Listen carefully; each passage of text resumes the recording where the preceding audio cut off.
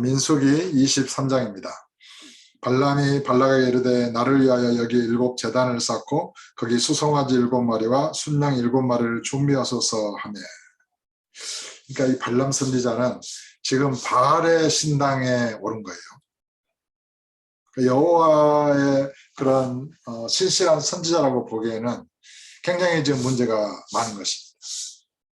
바알의 신당에 올랐다. 그리고 거기에 7 제단을 쌓고 수송아지 7마리와 순양 7마리를 준비하겠습니다. 발락이 발람의 말대로 준비한 후에 발락과 발람의 제단에 수송아지와 순양을 드리니라. 발람이 발락에 이르되 당신의 번제물 곁에 서소서 나는 저리로 가리이다. 여호와께서 혹시 오셔서 나를 만나시리니 그가 내게 지시하시는 것은 다 당신에게 할 일이다 하고 언덕길을 가니 하나님이 발람에게 임하시는지라. 발람이 아뢰되 내가 7 제단을 쌓고 각 제단에 수송아지와 순양을 드렸나이다. 여호와께서 발람의 입에 말씀을 주시며 이르시되 발락에게 돌아가서 이렇게 말할지니라. 그가 발락에게로 돌아간즉 발락과 모압의 모든 고관이 번제물 곁에 함께 있었더라.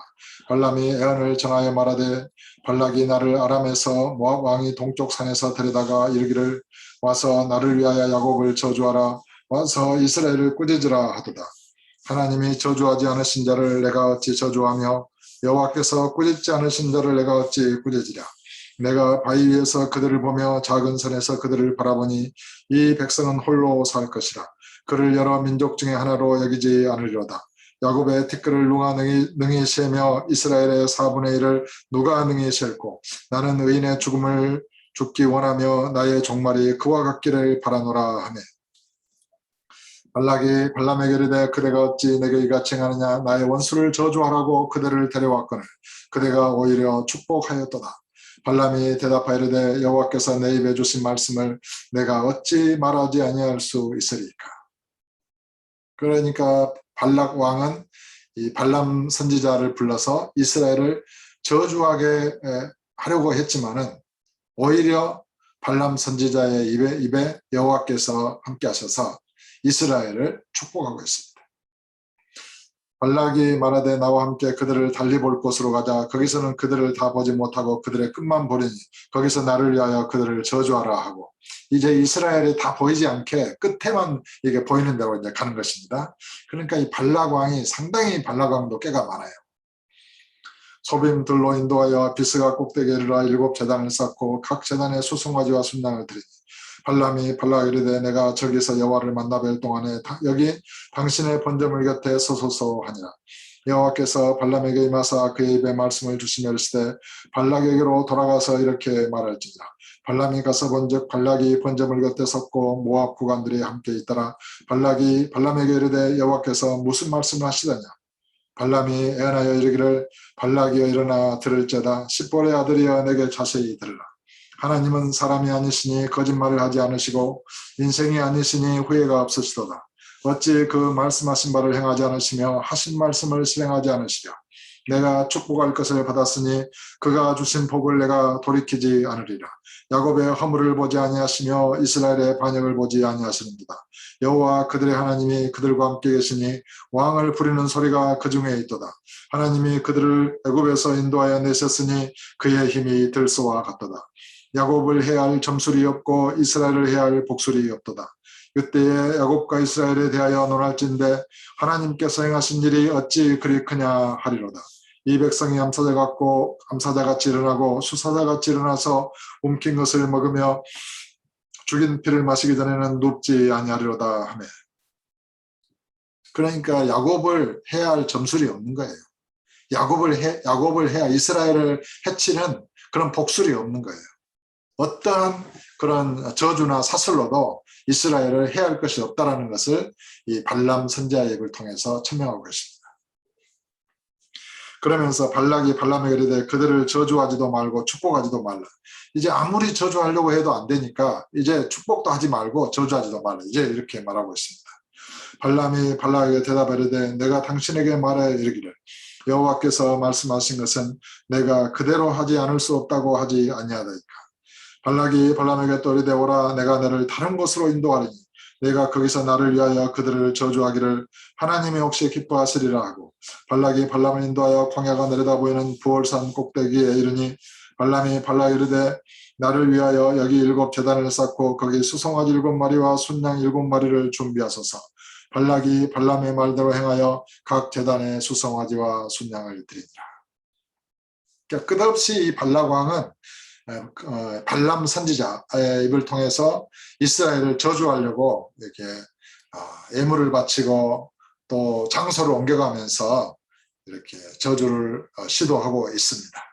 그러나 계속해서 발람 선지자는 이스라엘을 축복하고 있습니다. 그러나 이러한 과정 가운데서 이 발람 선지자는 나중에 그런 여호와 하나님을 배반하고 이스라엘을 범죄하게 하는데 이렇게 그런 그 지혜와 그 사수를 쓰게 됩니다. 그런 과정을 한번 보겠습니다. 유다서 1장 11절에 보면 화 있을진저 이 사람들이여 가인의 길에 행하였으나, 이건 살인자의 길입니다. 삭슬 위하여 발람의 어그러진 길로 몰려갔으며.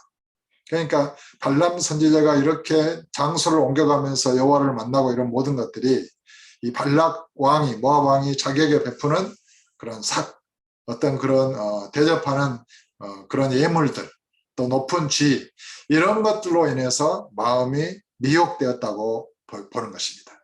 그래서 삭슬 위하여 발람의 어그러진 길로 몰려갔다. 이것이 거짓 선지자의 특징입니다. 그리고 고라의 폐역을 따라 멸망을 받았다. 고라의 폐역은 반역하는 자죠. 이것이 이제 그런 화를 당하는 이 세대의 악한 사람들의 대명사입니다. 가인의 길, 살인자의 길, 삭슬 위하여 발람의 어그러진 길, 이거는 거짓 선지자의 길, 고라의 폐역의 길, 이것은 반역자의 길입니다. 또 계시록 2장 14절에도 보면은 그러나 내게 2가지 책망할 것이 있나니 거기 내게 발람의 교훈을 지키는 자들이 있도다. 발람이 발락을 가르쳐 이스라엘 자손 앞에 걸림돌을 놓아 우상의 재물을 먹게 하였고 또 행음하게 하였느니라. 이것이 발람의 술수예요. 그러니까 발람은 이스라엘을 저주하지 못하고 이스라엘을 축복하긴 했지만은 나중에 발락에게 지혜를 준 것이죠. 발락을 가르쳐 가지고 이스라엘 자손 앞에 우상의 재물을 걸림돌을 놓아가지고 우상의 재물을 먹게 했다는 것입니다. 그래가지고 여호와 앞에서 행음하겠다는 것입니다. 하나님을 섬기는 순수한 이스라엘이 다른 우상을 섬기고 우상의 재물을 먹는 것은 간음하는 행위가 되는 것입니다. 그래서 멸망하는 것입니다. 이것을 관련해서 또 이 민수기 25장, 민수기 31장 16절에도 보시면 보라 이들이 발람의 꾀를 따라, 이 발람은 거짓 선지자죠. 발람의 꾀를 따라 이스라엘 자손을 구월의 사건에서 여호와 앞에 범죄하게 하여 여호와의 회중 가운데 연병이 일어나게 하였느니라. 이 발람의 교훈, 이것이 발람의 꾀, 이것이 거짓 선지자의 술수입니다. 여호와 앞에 행음하게 하는 것입니다. 그러니까 여호와 하나님을 완전하게 배반하지는 않고 이스라엘을 이렇게 저주하지는 않는데, 축복하기는 하는데 그 마음에 다른 우상의 신도 섬기게 하는 것입니다. 마음에 탐욕을 품게 하고 우상의 재물을 먹게 하는 것입니다. 그러나 이들이 여호와를 이렇게 안 섬기는 건 아니에요. 그러니까 여호와도 섬기게 하고 다른 우상도 섬기게 하고 우상의 재물을 먹게 했다는 것입니다. 이것이 가장 치명적인 그런 거짓 선지자의 사술인 것입니다. 이것이 마귀의 괴계인 것입니다. 그러니까 오늘날도 교회에 와서 예수 그리스도를 믿기는 믿는데 점집에도 가고, 예수를 믿기는 믿는데 죄악도 행하고, 예수를 믿기는 믿는데 다른 것도 사랑하고 탐욕을 품고, 예수를 안 믿는 건 아니에요. 믿는데 육신의 자기를 섬기고 육신의 자기로 행하게 하고, 이것이 이제 마귀의 미혹인 것입니다. 그래서 예수 그리스도를 믿기는 믿는데 모세의 법을 지키기도 하고, 그 두 개를 섞는 것입니다. 구약과 신약을 섞이게 만들고 그런 옛법과 새법을 섞이게 만들어서 이 죽도 안 되게 하고 밥도 못 되게 하는 것입니다. 죽도 밥도 안 되는 것입니다. 그러니까 십자가의 죽음으로 옛 언약이 성취되고, 성취되었으므로 끝났으므로 십자가의 율법이 못 박혔고, 이제 성령 안에서 새 언약 안에서 새로운 법으로 믿음으로 살아야 되는데 새로운 믿음의 법으로 살 수 없게 만드는 것입니다. 그것이 누룩과 같이 부패하게 만드는 것입니다. 그래서 갈라디아서에서 다른 복음을 전하는 자들은 저주를 받을지다. 이렇게 사도 바울은 강력하게 선포하신 것입니다. 예수 그리스도를 구주로 믿는 그 믿음에 의해서만 우리가 의롭게 되고 의롭다함을 입고 그 믿음의 법에 의해서만 우리는 의의 열매를 맺는 믿음의 삶을 살 수 있는 것입니다. 그런데 예수를 믿는 그 믿음 외에 율법의 십계명을 지켜야 된다, 선하게 살아야 된다, 이런 도덕적인 가르침을 섞는 것입니다.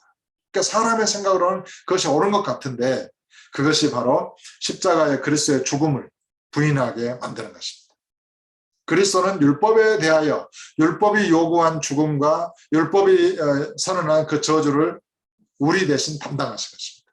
그래서 그리스도의 몸으로 말미암아 너희도 율법에 대하여 죽임을 당하였으니, 이렇게 로마서 7장 4절은 명명백백하게 선포하고 있는 것입니다. 그런데 그 율법에 대한 죽음을 믿지 않게 되면 어떻게 됩니까? 십계명을 지켜야 된다는 말을 하겠죠. 그럼 율법에 대한 죽음이 무효가 되는 거예요. 그러면은 예수님의 십자가의 죽음을 자기의 죽음으로 받아들이지 않게 됩니다. 그래서 그리스도의 십자가의 죽음을 부인하게 되고 결국에는 부활하신 주님과 연합이 이루어지지 않게 되고 부활의 생명의 능력을 잃어버리게 됩니다. 그래서 힘없는 그리스도인이 되고 세상의 죄악을 이기지 못하는 그리스도인이 되고 마는 것입니다. 그러니까 새 옷을 샀는데 새 옷을 온전히 헌 옷을 벗어버리고 새 옷을 입어야 되는데 이 헌 옷이 너무 아까우니까 헌 옷도 좋으니까 조금 떨어진 것에 새 옷의 한 조각을 이렇게 잘라가지고 기워서 사람들은 입으려고 한다는 것입니다. 이것이 어리석다는 것입니다. 새 포도주는 헌 가죽 부대에 넣게 되면 이 새 포도주가 가죽 부대를 터뜨려 가지고 포도주도 쏟아지고 부대도 버리게 된다라고 주님은 말씀하셨습니다. 그래서 구약의 이 율법의 정신 안에 십계명을 지켜라, 그렇지 않으면 저주를 받으리라, 그리고 그걸 지키면 축복하리라, 이런 축복과 저주의 정신으로 이루어진 율법 안에 예수 그리스도를 구주로 믿어서 구원을 얻는 새 포도주, 새로운 복음, 아버지의 은혜를 담으려고 하면 결국에는 율법도 파괴되고 복음도 파괴돼 버리는 것입니다. 그래서 사람들이 아무리 교회를 오래 다니고 예수를 오래 믿어도 사람이 새롭게 되지 못하는 것입니다. 그러나 이제 우리가 예수 그리스도를 구주로 믿음으로 옛사람으로서는 율법에 대하여 완전히 죽었다고 선언하고 그것을 믿고 이제는 부활하신 주님과 연합되어서 새로운 존재로 거듭나서 예수 그리스도로 새 옷을 입고 성령의 능력으로 주님을 믿는 믿음에 의해서 성령의 법으로 새롭게 살면은 성령의 열매를, 아름다운 열매를 맺게 된다는 것입니다.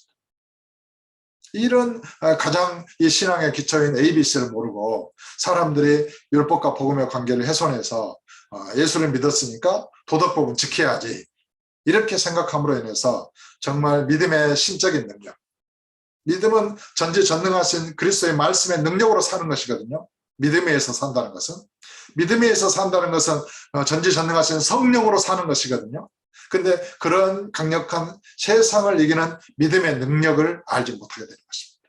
왜요? 그 마음이 율법에 살아있기 때문에 마치 여자가 두 남편을 섬기는 자와 같아서 율법도 지켜야 될 마음을 갖고 있고 예수님도 섬기고자 믿고자 하는 마음이 있어가지고 창녀와 같이 되어버려서 마음이 두 개로 나누어지는 것입니다. 그러면 사람이 못 쓰게 되는 것입니다. 음녀가 되고 마는 것입니다.